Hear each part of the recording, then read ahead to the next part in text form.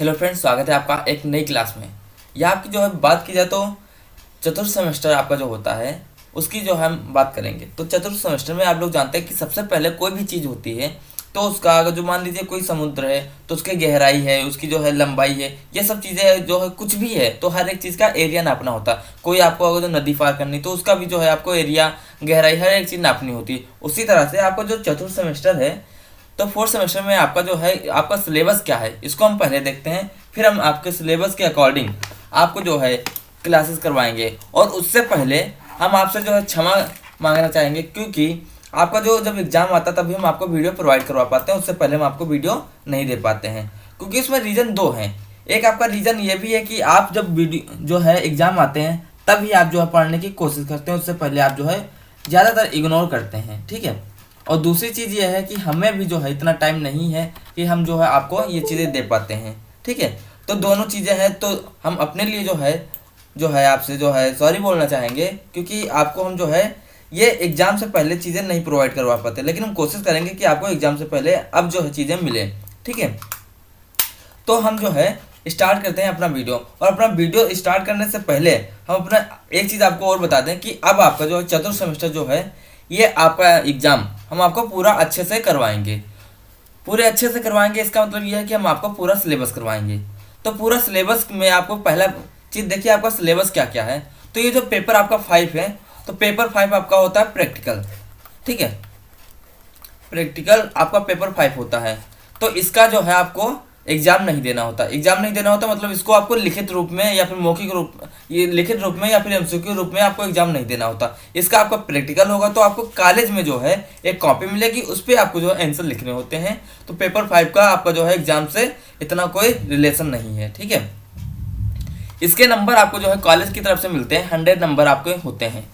अब हम बात करते हैं आपके अगले जो है पॉइंट पे। अगला आपका सब्जेक्ट क्या है उसको हम देखते हैं।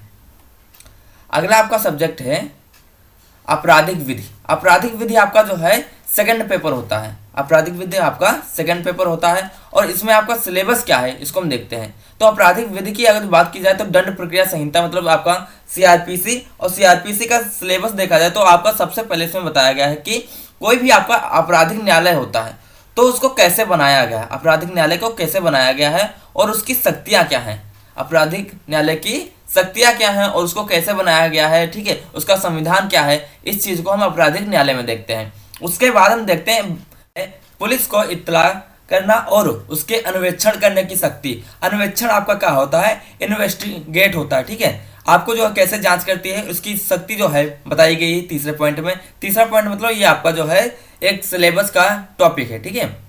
चौथा आपका टॉपिक जो आता है वो मजिस्ट्रेटों द्वारा अपराध को संज्ञान में लेना और सेशन न्यायालय बताया गया है, ठीक है, सेशन कोर्ट को बताया गया है।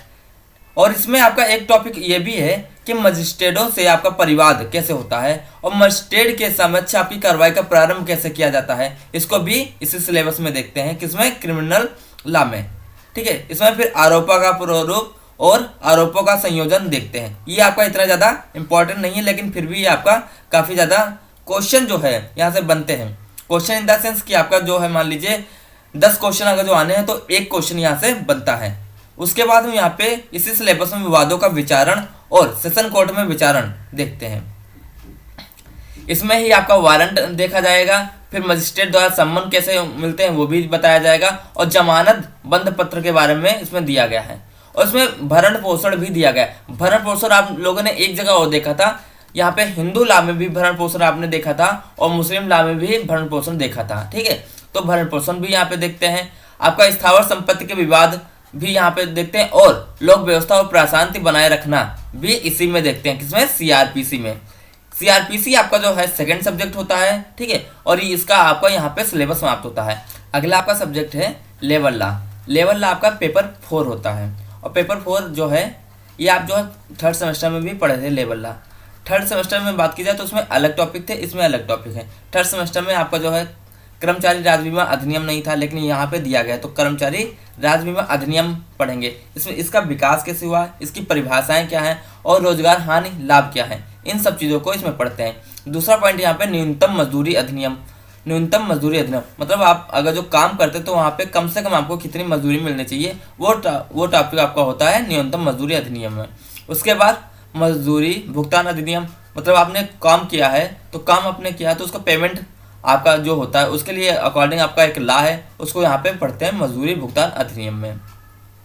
इसमें भी आपकी जो है अधिनियम का विकास कैसे हुआ, महत्वपूर्ण परिभाषाएं, और अगर जो आपकी मजदूरी से कटौती होती है तो उसका क्या रीजन है, उसको कैसे कटौती की जाती है, ठीक है, वो भी यहाँ पे देखते हैं।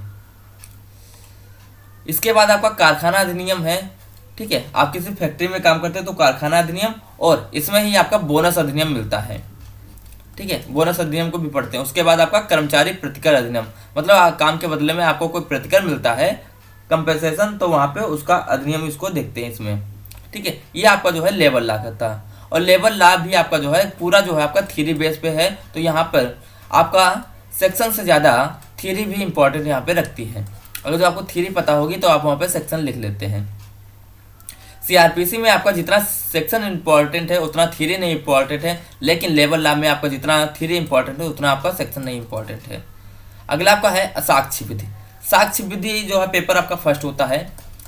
फर्स्ट पेपर में सबसे पहले आपका विवादक तथ्य और सुसंगत तथ्य क्या होता है। विवादक तथ्य वो होते हैं जो तथ्य एक दूसरे से मैच नहीं होते, ठीक है, वो विवादक होते हैं, और सुसंगत जो एक दूसरे से मैच होते हैं वो आपके सुसंगत तथ्य होते हैं। साक्ष्य क्या होता है, साक्ष्य को कैसे साबित करना है, ना साबित करना है, अवधारणा कैसे होती हैं, आपके परिस्थितिक साक्ष्य क्या होते हैं, ठीक है, रेस जेस्टे का सिद्धांत क्या है, स्वीकृत क्या है, संस्वीकृत क्या है, ठीक है, यह सारी चीज़ें जो हम इसमें पढ़ते हैं। फिर न्यायिक अवेक्षा पढ़ेंगे और इसी में आपका विबंध पढ़ेंगे, ठीक है, सबूत का अर्थ, ये सारी चीज़ें यहाँ पे हम साक्षी की जो है क्षमता क्या होता है, कौन साक्ष्य दे सकता, कौन साक्ष्य नहीं दे सकता, ठीक है, परीक्षा क्या होती है, इन सब चीज़ों को हम पढ़ते हैं कि इसमें साक्ष्य विधि में।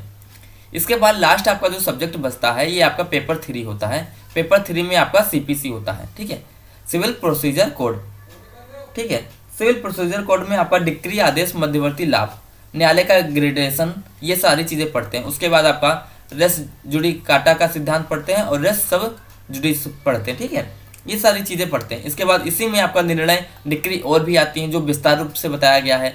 नाबालिग एवं अस्वस्थ व्यक्ति का मन के विरुद्ध में अगर जो कोई वाद आता है तो वहाँ पे क्या होगा, तो ये सारी चीज़ें आपको यहाँ पे गिरफ्तारी है, निष्पादन है, प्रत्यास्थापना है, और आपकी डिक्री है, मूल डिक्री से अपील है, कोर्ट की शक्ति है, ठीक है, आपके अंतरिम आदेश हैं, कमीशन है, आपका निर्णय और पूर्व गिरफ्तारी है। इन सारी चीज़ों को हम किस में पढ़ते हैं, क्रिमिनल प्रोसीजर कोड में पढ़ते हैं, मतलब सीआरपीसी में, मतलब आपका सीपीसी में। तो सीपीसी में ये सारी चीज़ें पढ़ते हैं। तो ये आपकी सिलेबस की बात हो गई, तो यहाँ पे आपका सिलेबस समाप्त होता है। अब जो भी आपको वीडियो करवाएंगे उसमें आपको पूरा अच्छे से जो है करवाएंगे, ठीक है, तो आप जो है अब लगातार जो आपके वीडियो आएंगे और आप जो है देखते रहना। और दूसरी चीज़ हम आपको अभी दूसरे वीडियो में बताएंगे कि आपका एग्जाम एमसीक्यू होगा या फिर थ्योरी होगा, ठीक है। Thank you.